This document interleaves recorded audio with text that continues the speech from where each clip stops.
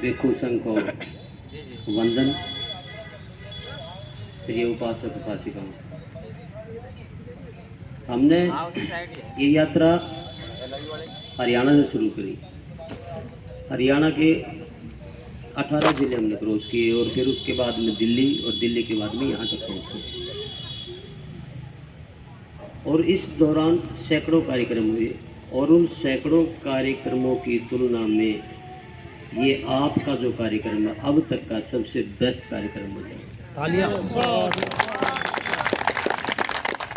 इतना व्यवस्थित, और सबसे बड़ी बात की महिलाओं की, बहनों की उपस्थिति, और बहन भी बड़े सलीके और तरीके से जैसा दम में होना चाहिए ऐसे।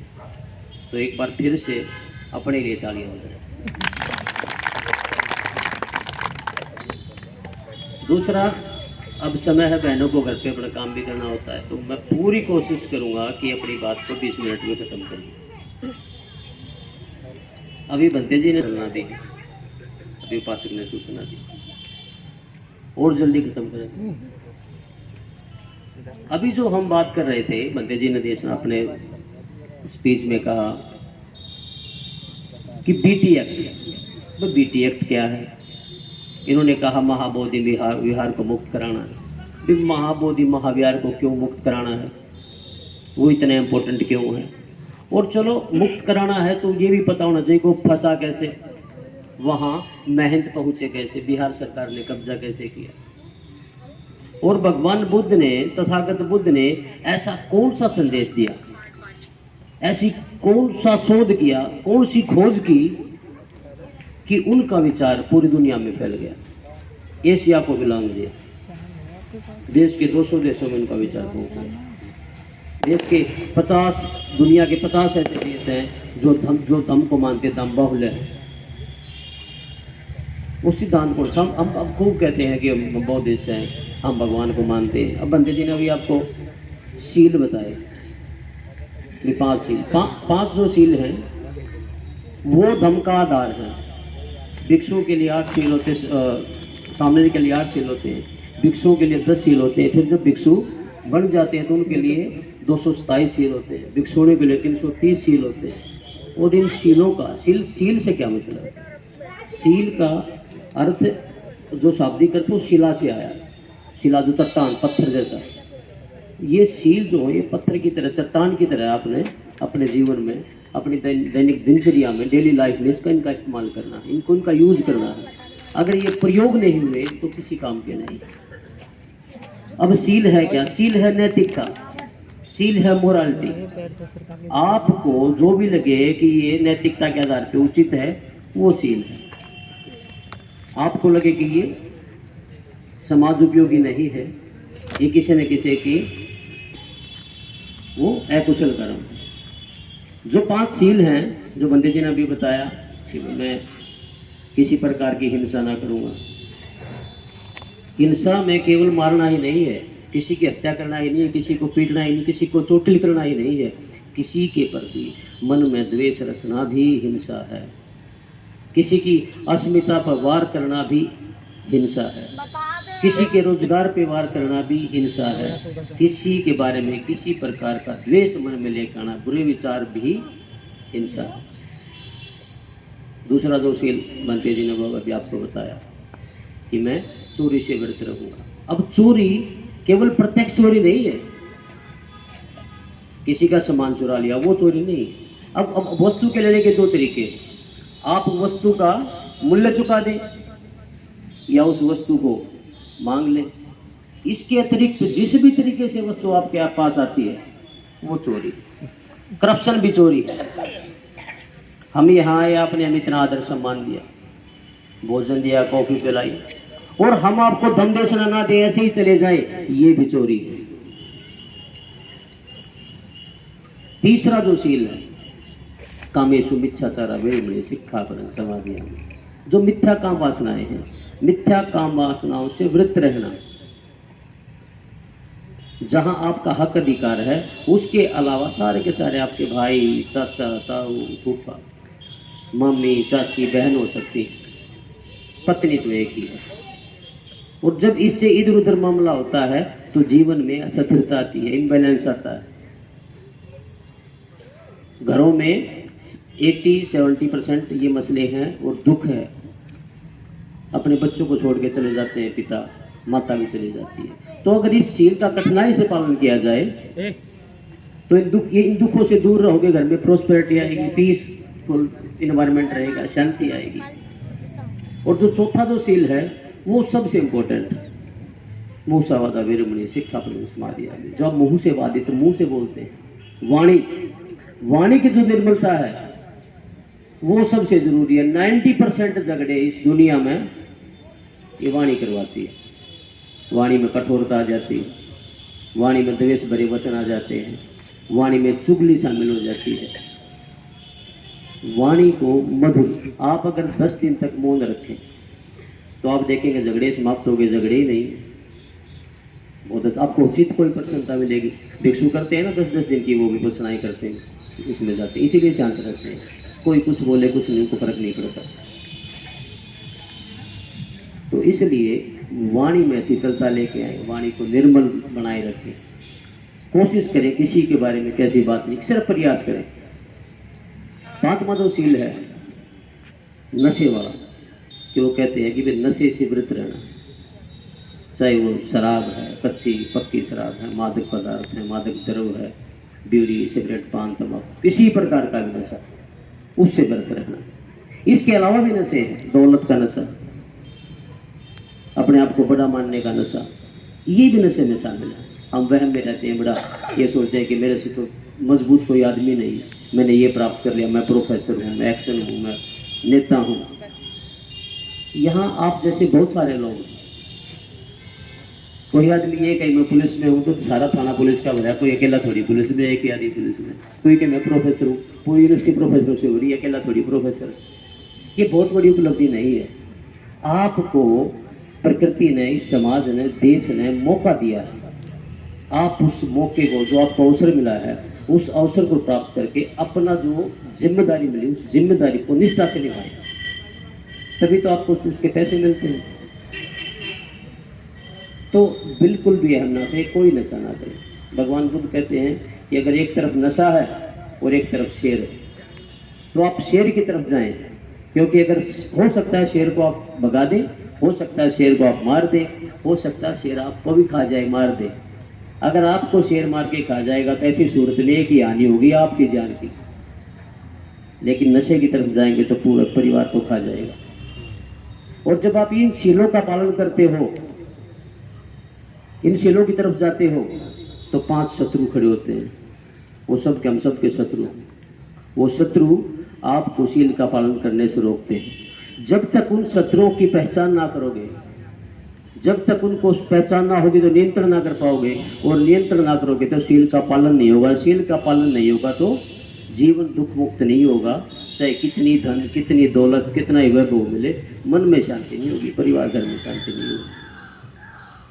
वो जो शत्रु है, सबसे पहला शत्रु है राग, आसक्तियां, अत्यधिक प्रेम, अपनी पोस्ट से प्रेम करना, अपने किसी स्थान से प्रेम करना, आसक्तियां होना, किसी वस्तु से होना, किसी आदमी से होना, अपने पुत्र से वात्सल्य अत्यधिक होना। किसी भी प्रेम का अंत दुख है। भगवान बुद्ध कहते हैं कि जब भी आप प्रेम करते हैं तो प्रेम का अंत दुखदायी होगा। बेटी की शादी होती है, बेटी को लाड प्यार से, फालतू की शादी होती है तो क्यों रोते हैं? क्योंकि प्रेम है, अब वो चली जाएगी, महीनों बाद आएगी। अगर प्रेम ना हो तो हम दुखी ना करें। अब पिता संसार की यात्रा करके जा रहे हैं, सेवानिवृत्त हो गए, नौकरी करी, सारा काम करा, वो जाने लगे तो हमें दुख होता पिता चले जाएंगे, जबकि पता है अधिक चवत संखार उत्पाद जमीनों उपचित्वा निर्जनती तेज मुक्त समझ को, जो आया है वो जाएगा, उसको जाना है। लेकिन क्यों?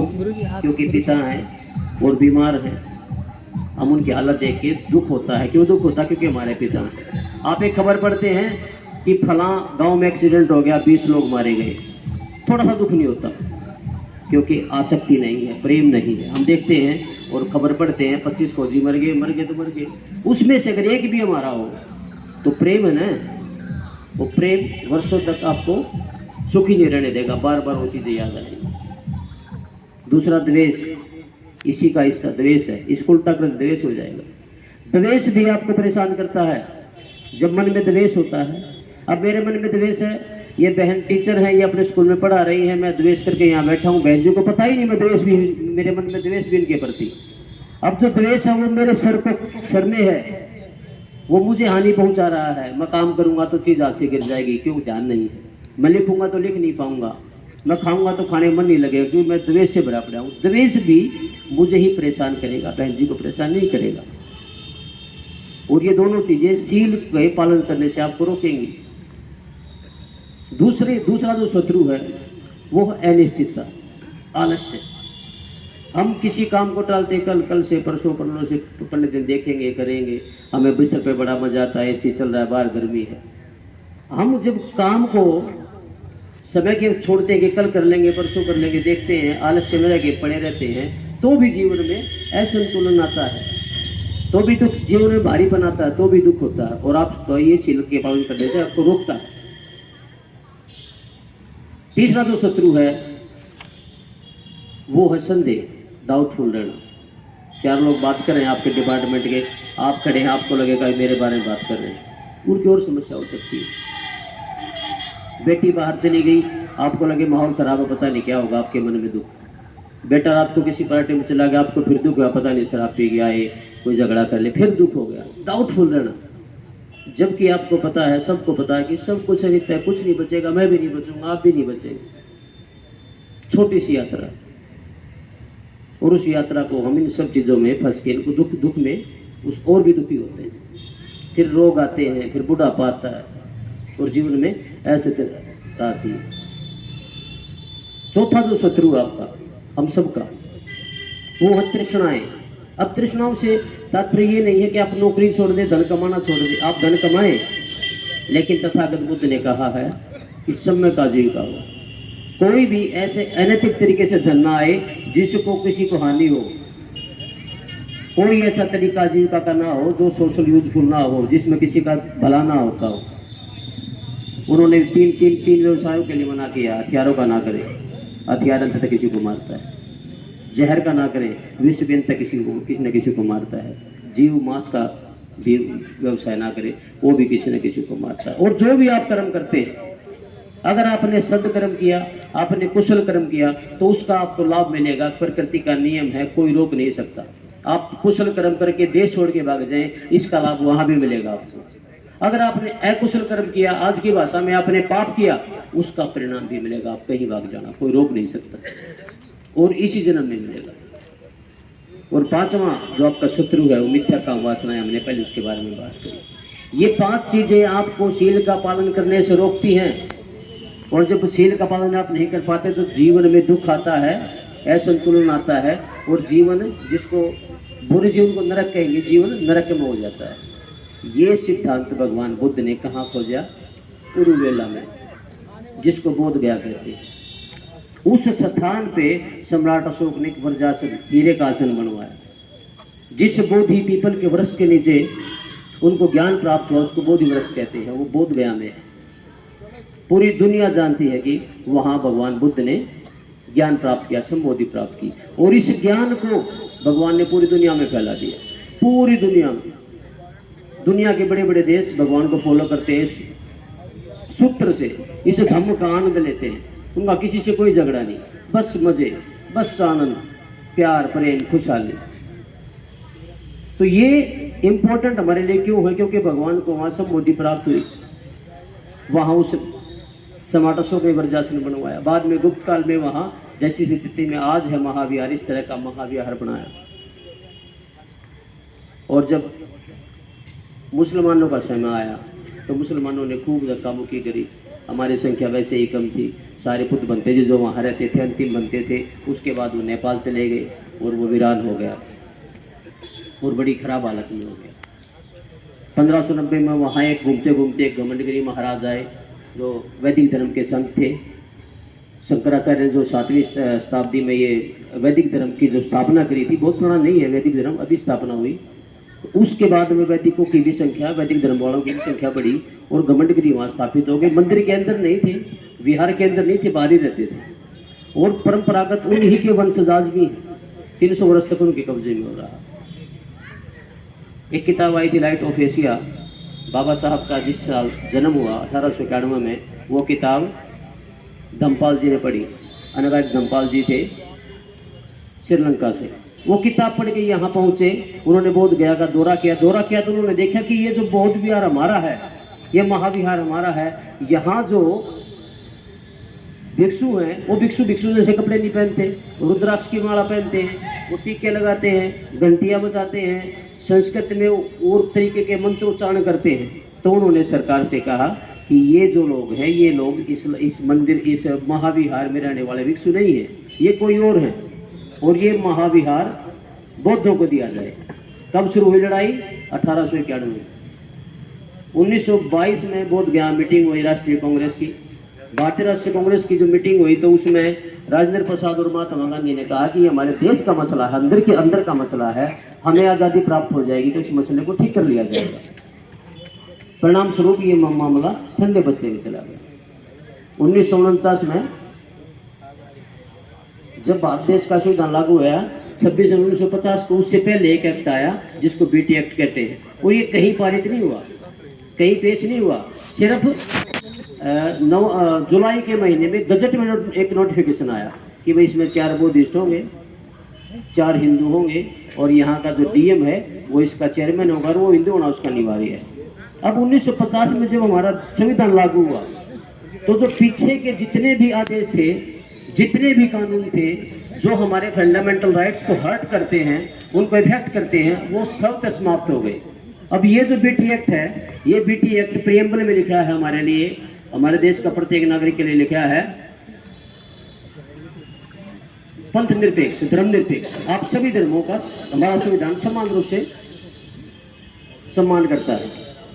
और आर्टिकल 25 और 26 कहता है कि आप अपने धर्म की पूजा उपासना अपने तरीके से कर सकते हैं, आप अपने धर्म के कानून बना सकते हैं, अपने धर्म की संस्थाएं बना सकते हैं, और अपने धर्म का विकास कर सकते हैं। इसके लिए सरकार आपको ऐड भी देगी। अब हमारा जो बौद्ध विहार है, जो बौद्ध धर्म है, उसको भी ये बीटी एक्ट हमारे लिए जो फंडामेंटल राइट्स हैं उनको हर्ट करता है, लेकिन फिर भी ये जिंदा, फिर भी चल रहा है। और बदस्तूर ये लड़ाई अब भी जारी है, हमसे पहले भिक्षुओं ने करी, अब भी कर रहे हैं। तो आप सभी लोग इस बात को जाने कि ये जो विरासत है, ये विरासत केवल दलितों की विरासत नहीं है, ये विरासत केवल बौद्धों की विरासत नहीं है, ये विरासत केवल अम्बेडकर को मानने वालों की विरासत नहीं है, ये इस महान देश की महान विरासत है। इसको बचाना हमारे लिए बहुत ज़रूरी है। ये हमारा इतिहास है, हमारे राष्ट्र का, इस महाराष्ट्र का इतिहास है। अगर ये इतिहास मिटा तो हम मिट जाएंगे। बाबा साहब ने कहा है, जिस कौम को मिटाना, जिस देश को मिटाना, उसका इतिहास मिटा दे। ये इस महान देश के इतिहास को मिटाने की साजिश है। तो ये भिक्षु संघ आह्वान करता है पूरे राष्ट्र को, पूरी दुनिया के बौद्धिस्टों को, कि 12 मई को 12 लाख बौद्ध उपासक उपासिकाएं भिक्षु वहाँ पहुँचे, अपने परिवार के साथ वहाँ पहुँचे, और अब की बार बुद्ध पूर्णिमा बोध गया में मनाए, अपने तीर्थ स्थल पर मनाए। और अगर आप 12 लाख लोग वहाँ पहुँचेंगे तो चुनाव है अक्टूबर में बाबा साहब ने 14 अक्टूबर को धम्म दीक्षा ली थी। उन्हीं दिनों वहाँ चुनाव भी है। अगर आप 12 लोग लाखों की संख्या में भी अगर वहाँ पहुँचते हैं तो प्रेशर पड़ेगा सरकार पे, और प्रेशर होगा तो मुक्त होगा। अगर वो मुक्त हुआ तो क्या होगा? मुक्त हुआ तो हम भगवान बुद्ध के सूत्र को, भगवान बुद्ध के सिद्धांत को, उनके धम्म को, उनकी शिक्षा को फिर से इस देश में जगा सकेंगे, फिर से लागू कर सकेंगे, और ये देश फिर से सोने की चिड़िया होगा। इसमें फिर से भाईचारा, सौहार्द, जातियाँ खत्म हो जाएंगी और प्रेम ही प्रेम होगा। तो आप सभी उपासक उपासिकाएं हमारी मदद करें, हमारी क्या खुद की मदद करें। हमारे संदेश को सोशल मीडिया पे अधिक से अधिक फैलाएं। माउथ पब्लिसिटी अपने डिपार्टमेंट में, अपने पड़ोसियों को सबको समझाइए कि वो ज़रूरी है, केवल हमारे लिए नहीं, देश के लिए ज़रूरी है। और यात्रा चल रही है, हमारे देश और बहुत सारे भिक्षु चल रहे हैं अलग अलग क्षेत्रों से। आपके पास जो पंफलेट है उस पर एक QR कोड भी है। जितना भी दे सकते हैं, एक मुट्ठी अनाज, एक मुट्ठी अन्न, कोई भी सहायता कर सकते हैं, वो सहायता करें ताकि ये सुचारू रहे। और ये यात्रा 12 मई को समाप्त नहीं करेंगे हम। जब तक समाप्त नहीं होगी, जब तक वो विहार मुक्त नहीं हो जाएगा। और बिहार मुक्त भी हो गया फिर भी यात्रा समाप्त नहीं करेंगे जब तक हम में ज्ञान है। हम सारे तरुण भिक्षु हैं।